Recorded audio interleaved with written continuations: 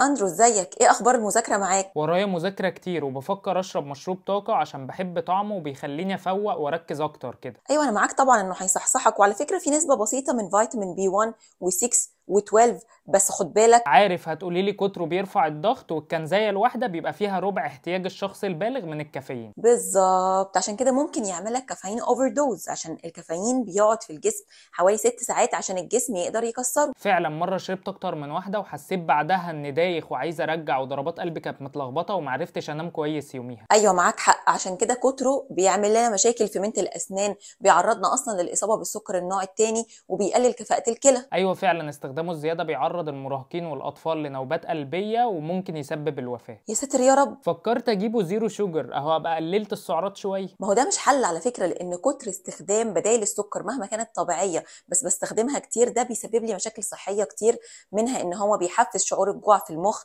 فطول الوقت بحس إن أنا عندي اشتياق لحلويات وسكريات ونشويات وبيفتح الشهية، فبيزود لي وزني بطريقة غير مباشرة. طب إيه رأيك أشربه قبل التمرين؟ أكيد الأفضل إن أنت تاخد حاجة طبيعية زي مثلا قهوة وتمر قبل التمرين، وأثناء التمرين لو تمرينك بيطول عن ساعة خد بقى سبورتس درينك مش مشروبات طاقة. خلاص اتفقنا يا دكتورة، سلام. اتفقنا، سلام.